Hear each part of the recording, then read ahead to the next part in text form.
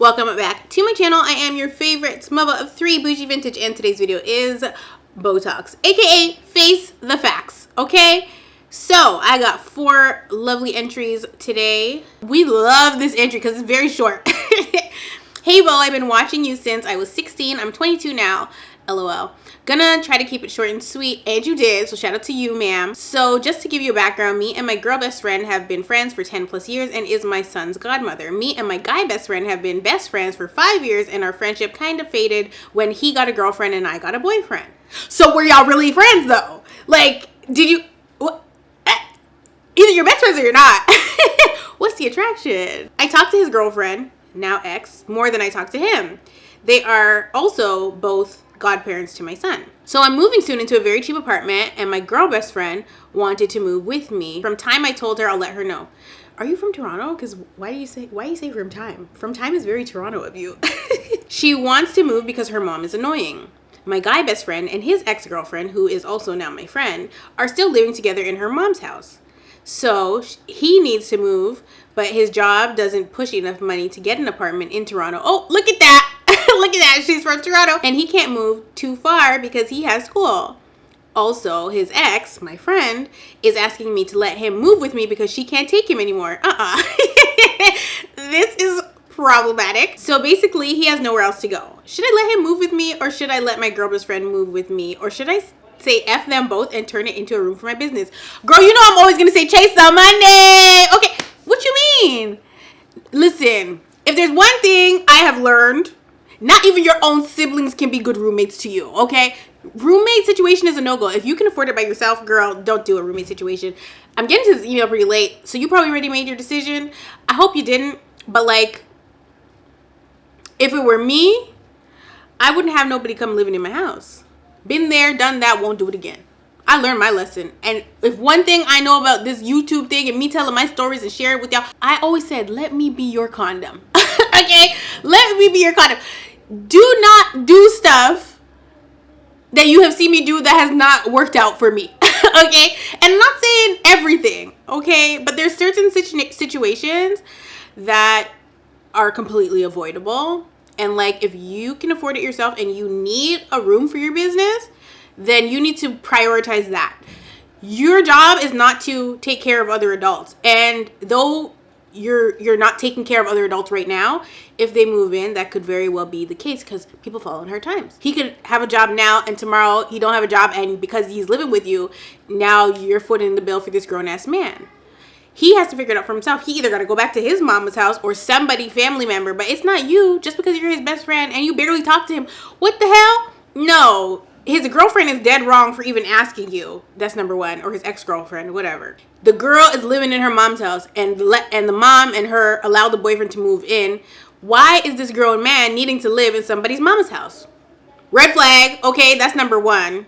Because why is he living in somebody's mama's house? It's not his mom. If his own mama don't want to take him, he is a burden. Let me tell you right now, if his own mother will not, unless she passed away, oh my God. Sorry. Oh my God. But like, if that's not the case and his mother is alive and well and he cannot live with his own mom or another family member, it is not your job to take him in as a tenant or roommate, or even just as a friend, giving him a couch for a couple of days, because a couple of days turns into a couple of weeks turns into a couple of months, and before you know it, you're having your own problems with him, and then it ruins the friendship. Roommate situations are just never really, you know, anybody's first choice. And by the sound of it, you don't need anybody to live with you, so don't let anybody live with you. And then as for your girl best friend, I think that she should just respect that you don't want anybody to live with you, because that can really ruin the friendship. Especially anything that where money's involved, contract or no contract, friendships get dissolved quickly in situations like that. And I think, you know, even though she's pressing the issue, just because if her mom is being annoying and she needs somewhere to go, it's time for her to put on her big girl panties and find her own place. She doesn't need to be hitching up with you, even if she's going to be paying half the rent, a third of the rent, whatever the case may be. It's just not even worth the peace of mind, okay? It's just not. So my advice is worry about yourself, especially at the age that you're at. You know, worry about yourself. P.S. My boyfriend doesn't love the idea of my guy best friend living with me. They also have become really close over the years. And And quite frankly, if I was your boyfriend, I probably wouldn't like the idea of that either, because you really never know somebody's true intentions, you know. But if I were a guy, or even if I was a girl, I am a girl.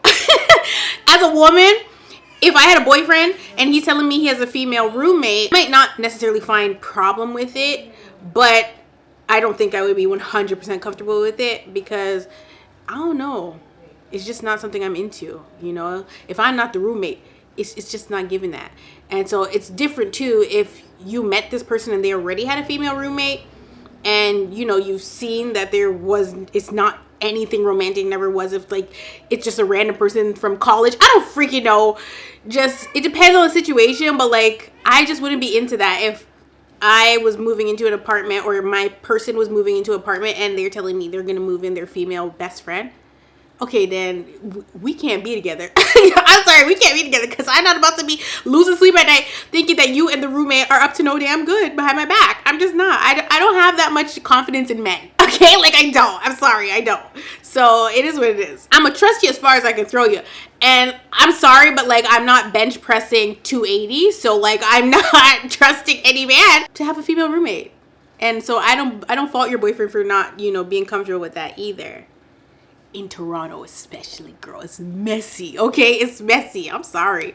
This next one's called Hey Bo, I Need Advice. Girl, you spelled my name wrong. It's 2023. I'm gonna need y'all to get it together.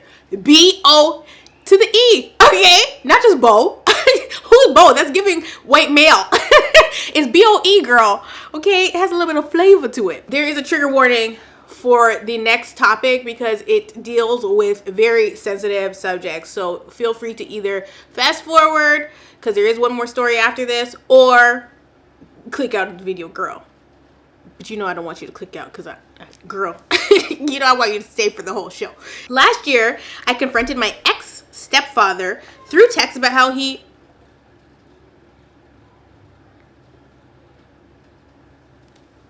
did this and abused me starting at the age of 3.5. Mind you, I sent him 7 full paragraphs. And he denied everything and told me to never talk to him again. Then told his daughter, aka my younger stepsister, who texted me to never accuse her dad of anything ever again. Mind you, she wasn't even born when it all took place. But he also abused her, but she denies remembering him abusing her. Lordy, lordy, lordy, lordy, lordy, lordy, lordy, lordy, lordy, lordy, lordy, lordy. I feel like these types of people, and I say people because it's men and it's women, need to be castrated and thrown into the abyss. Not even in the jails. Throw them in the abyss. Fly them up on Elon's freaking spaceship and drop them out the sky. Because that's the only punishment. Like, they need to be ended. Okay, because I keep seeing these articles of these people getting bail. Why are they getting bail? They cannot be rehabilitated. They are crazy. They're not even crazy. They're sick. They need to just be stuck in the jail or thrown into the abyss. There's only 2 options, okay? When you're in jail, do what you want with whoever you want. But you gotta leave the kids alone. Anyway. His sister, who was also very abusive towards me, physically and verbally, all my life, somehow found my YouTube channel and snitched to her brother, my ex-stepfather, about the videos I made about him. And her and others, and the same daughter who confronted me last time, also texted me about how effed up I am for telling lies about her father and stuff. Girl, ain't nobody gonna sit there and lie about that.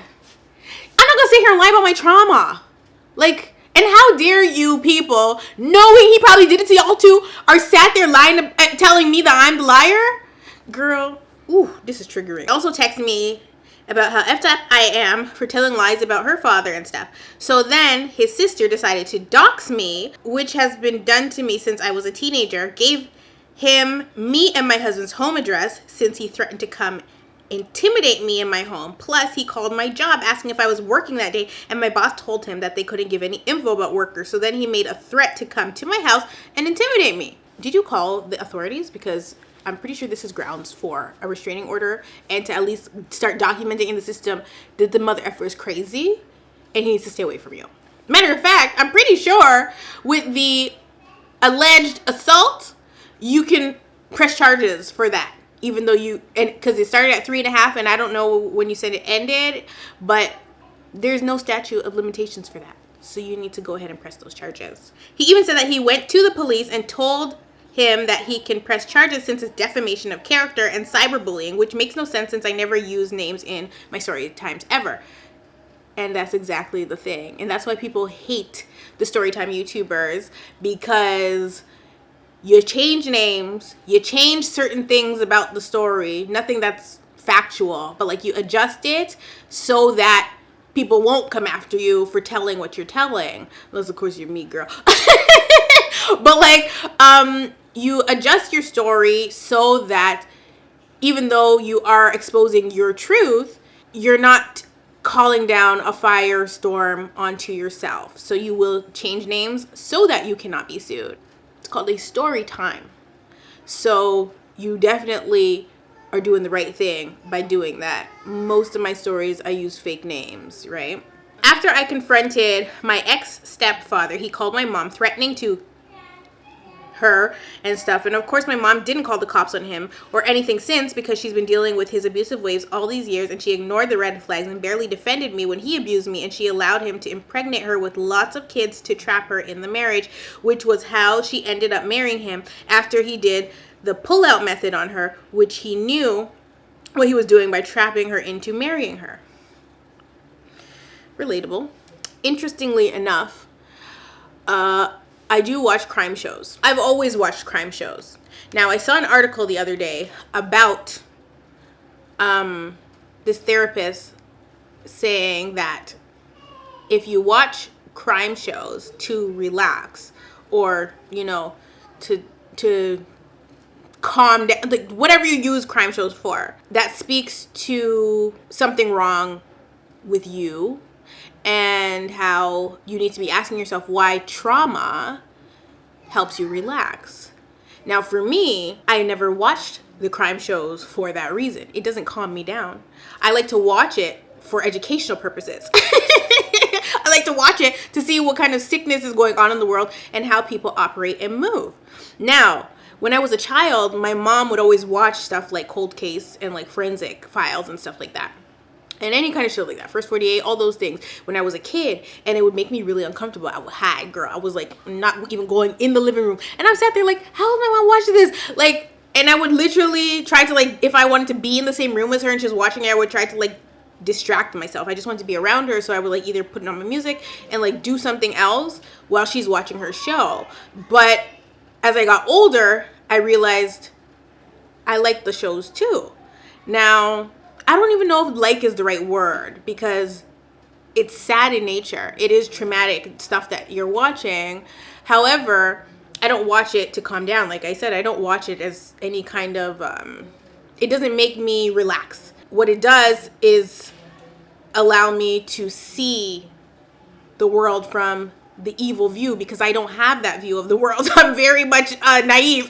So like, I don't see the world the way that the world actually is, right? It's very much giving rose-colored glasses, and so I see the best of things in people, right? And so in my own situation, prior to realizing that I was in an abusive situation with a narcissist, I didn't know that the common profile for the serial killers and for the people that tend to be on the shows that like that are rooted in narcissism.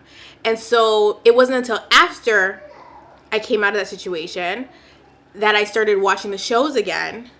And because there was actually a time where I couldn't watch them. After I went through what I went through, I couldn't watch them anymore. And then I didn't really know why, and I didn't really study it. But it was just like something in my spirit was like, girl, turn it off. You can't even handle it right now. I was just going through a lot. And then once I started the healing journey, I was able to watch the shows again. And then when I started watching the shows again, it opened my eyes to realizing that the profiles for a lot of the murderers and the sickos, the attempted murderers, whoever, the criminals, is narcissism or is rooted in that. They have a lot of those traits. And so it scared me in my own situation as well, which is the way why I feel the way I feel about my situation, because you don't know how far anybody will go, especially if you've upset them right after the fact. And especially when you look at narcissism as a whole, these motherfuckers are crazy. And so your ex-stepfather, who you are claiming was on the extreme scale of things, who is, first of all, the crimes that he's committed have been against women and children. And based on that alone, this person don't care about nothing, okay? And so if they threaten to do anything to you, if they threaten to hurt you, if they threaten to end you, okay, anything of that nature, you have to believe them. They're not just saying it to scare you. They know how evil they are inside. They know how bad they can be if they are either pushed to that point, or if they just feel like getting to that point one day and feel like you're the reason that they're getting to that point. So him approaching you to threaten you, call your mom and do the same, say those horrible things to her, and knowing the mental torment that he had already put them through, and physical, like, he's not joking, and this is not something that you can not take seriously. You have to take it for what it is. You're dealing with a psychopath. And I wouldn't put nothing past anybody at this stage of my life. I don't put nothing past anybody, okay? Because people can be real sweet to you one minute, and the next minute they're not. And obviously in this situation, he was never sweet to you, because this is happening since you were 3.5. He don't care about nothing but himself. And being exposed is the narcissist's worst nightmare. Okay, because now, even though you haven't used his names in the videos, because me either, he's still exposed, because if anybody knows you and knows that he was your stepfather, they're going to put 2 and 2 together, just like his family did. They saw the YouTube and you exposed him, and they told him, and they don't realize what kind of monster he is. And then those same people will be on the cold case like, he was a normal guy and yada, yada, yada. And like, we never expected this. And some people are like, I wish I never said anything to the person because I didn't realize they were capable of murder. Well, if they're threatening to do it, they're probably going to do it. Like, believe people. Like, believe people. This is crazy. And also the entrapment that these people will do with the kid. Children are used by narcissists. They will trap you with the children, like you said that he did to your mother. They will trap you because they believe that in their mind, they made it up that if you got all these kids by them, you not going nowhere. Where are you going to go toting a bag of kids behind you? And a lot of times that is the truth. That's why we see some of the stories end the way that they do. The last video that I watched, the last documentary I watched was on, it was Killer Couples. And the triangulation was there, okay? And so if you don't know what triangulation is, girl, get on YouTube and figure out what it is. But like, the guy convinced the other woman that the mother of his child was a bad person, and tried to actually get her to do the dirty work. And she didn't. And then he went back and did the dirty work and called her to clean up his bloody mess.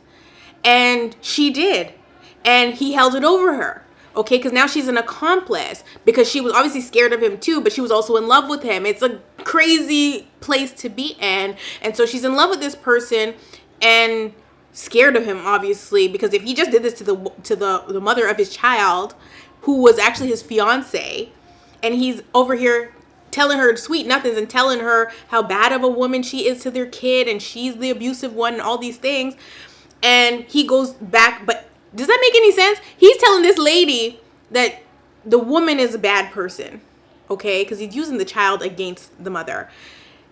But he ends up murdering the mom and saying the only way for them to be together is if the mom is eliminated permanently. Permanently. We have to get rid of her. And that's a common theme in these types of situations. And so him having a bunch of children with your mother is, one, so he'll always have narcissistic supply. 2, so she thinks she can't leave him. And 3, so he can figure out a way to manipulate further. And that's just what it is in those types of situations. So I'm not surprised at all about what you said about trapping your mom. And then after having kids, marrying her. This is a very common pattern with narcissistic men. This is just like, it's like they have a book that they read and like, okay, this is what you do. Because they all follow the same exact pattern, right? And then after the woman decides she leaves, the abuse continues. And that's what we're seeing with your mom. Now, the next thing she said was, I'm in California and please keep me anonymous in case my sister manages to look through my channel at the comments I leave on channels about them. What should I do about the whole situation? Well, one, you got to contact the authorities. You got to get the ball rolling on that. Uttering threats, I found out that is a crime, at least in where I'm from. Okay, uttering threats is a crime. So he can be charged with that. He's threatening to kill. He's intimidating you. You guys have grounds for police involvement, and that's what you need to do. Outside of that, you just got to take on other safety protocols and ensure your safety. If you feel like you have to move, that's the position I was in. I felt I had to move.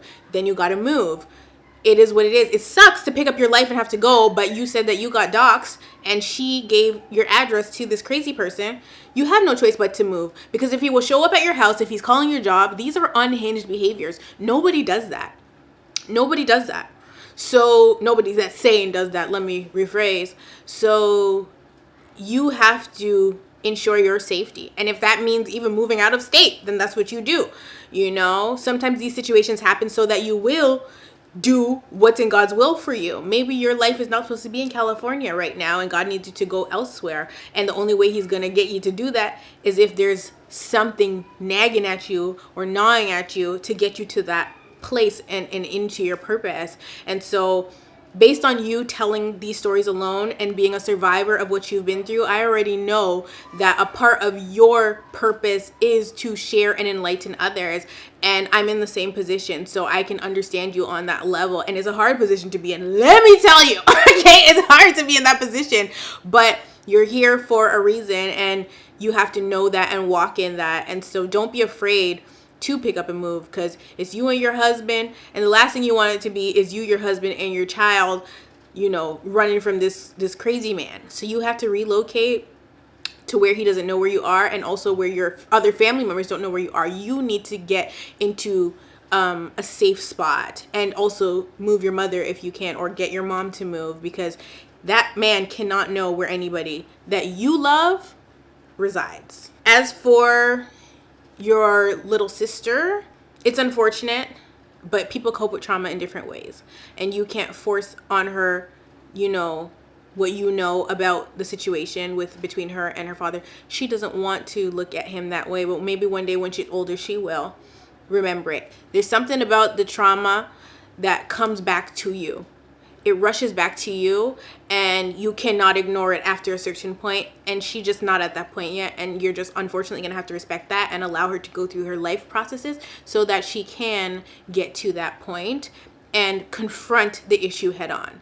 I think the problem is you are staring their demons in the face. You are sitting on your platform and telling your story, and people are watching it, and it's picking up traction, and the truth is out. And so when you tell your story, everybody's looking at him sideways, even though they don't want to admit it. And any memories that they may have suppressed are coming to the surface, and they don't like the way that it's making them feel. They don't like having to deal with their traumas, and you dealing with your trauma and shedding a light on your issues with that person is making them look at their own self, and they're not able to dismiss the maybe that happened, maybe that didn't happen anymore. They know it happened because you're saying it happened to you too. And that's the biggest issue, I think, with your half-sister. She is facing demons she has put way in the back of her brain, never thought she would have to dig up again. And baby, you done dug them up for her. So shout out to you, okay? Because one day, judgment will come. And it's soon. The next one, also very short.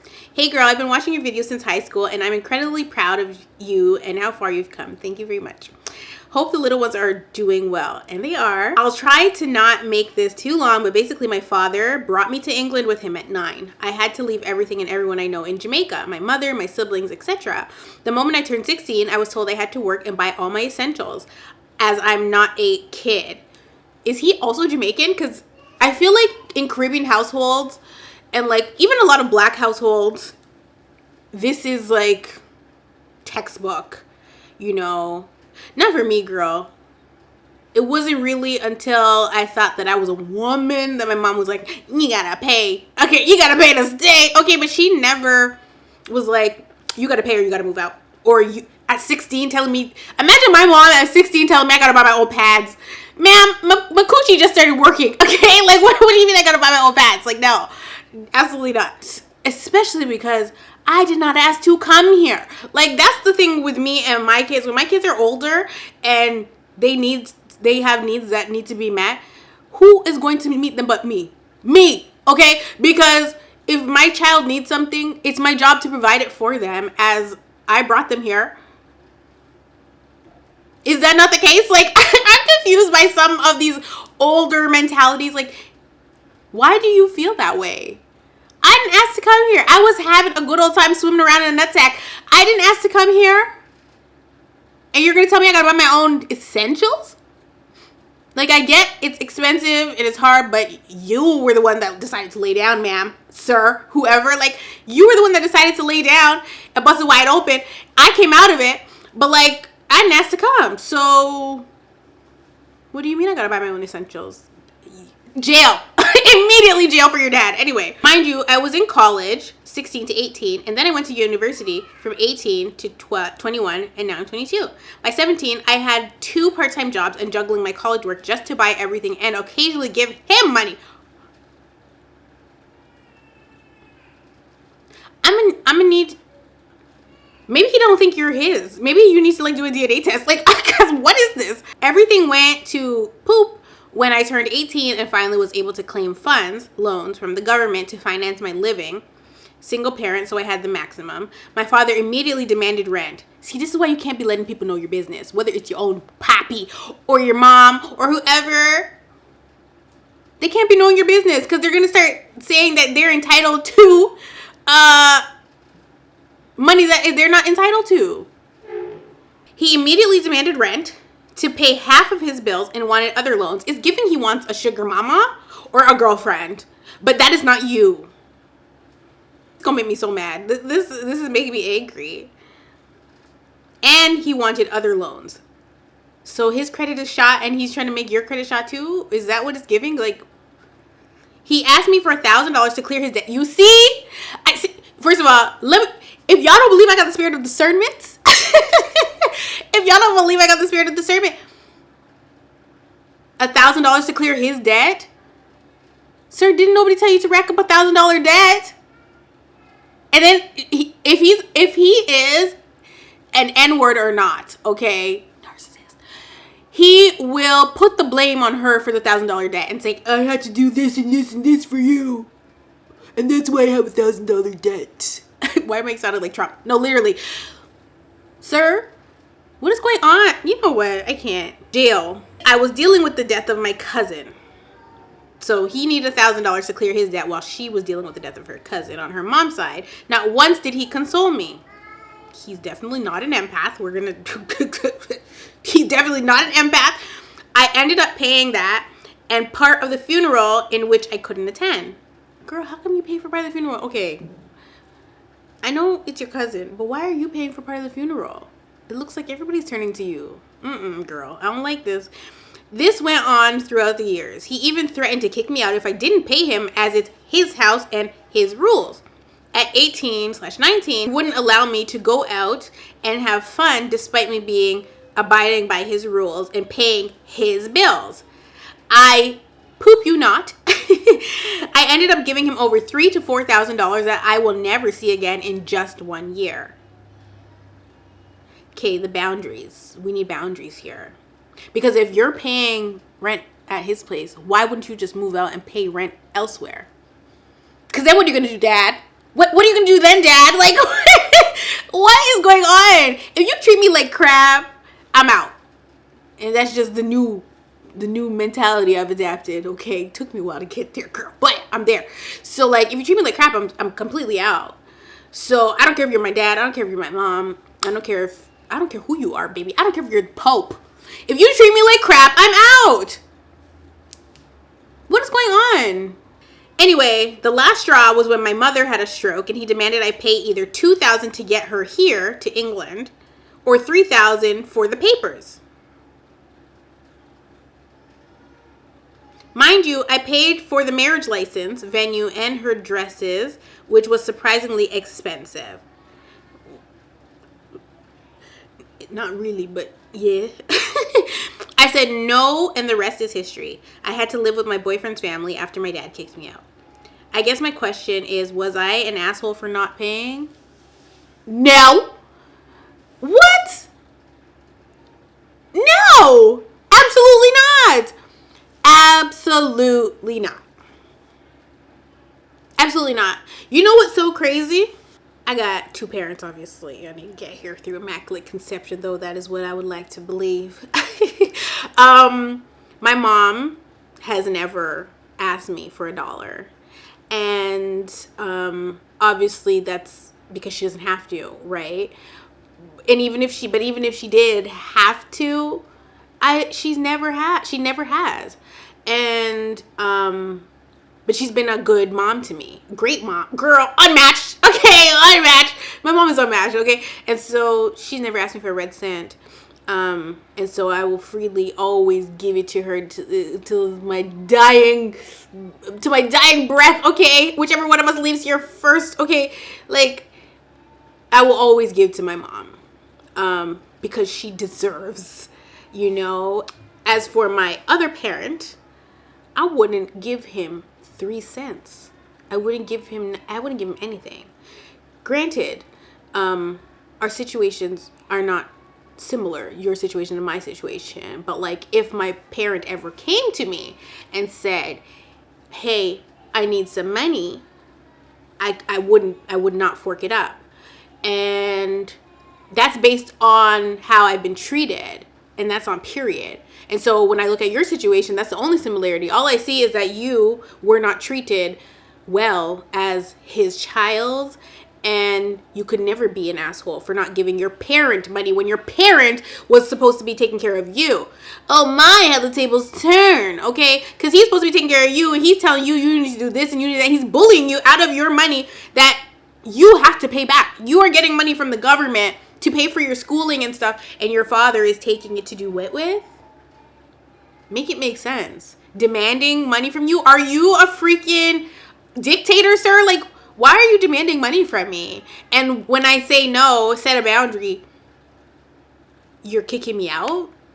I mean, a lot of people, since I've gone through what I've gone through and I've talked about narcissism on my channel, a lot of people feel like I put the label on everybody, but that's not the case. When you see it, you see it. And when you've experienced it to the level or magnitude that I've experienced it at, which other people that have experienced it in the comment sections can let you know, it's just like you're so awoken to the behaviors that it's easy to call it out. So even if somebody is not a full-blown narcissist, they're exhibiting narcissistic tendencies, and you can see it. And this is textbook, okay? And that's why the discard was there, because you were no longer of value to him. He was using you, as most narcissistic parents do use their children for certain kind of supply. He obviously can't get a lady to do what he's having you do, so he's using the child to financially support himself, get him out of debt, and he feels owed and entitled that. And that is very narcissistic, because why does he feel that way? He's not entitled to anything but a jail sentence, okay? Bang the gavel and put that nigga in jail, because it's no, okay? Now, give me a second. I got a phone call, girl. Your family needs to go to jail, too. Your family needs to go to jail, too. That's what you was talking about. But then he in there, I was like, wrong people. When I heard the he, I was like, wrong people, baby. Not me dragging your mama, your grandmama, everybody on the internet. Yeah.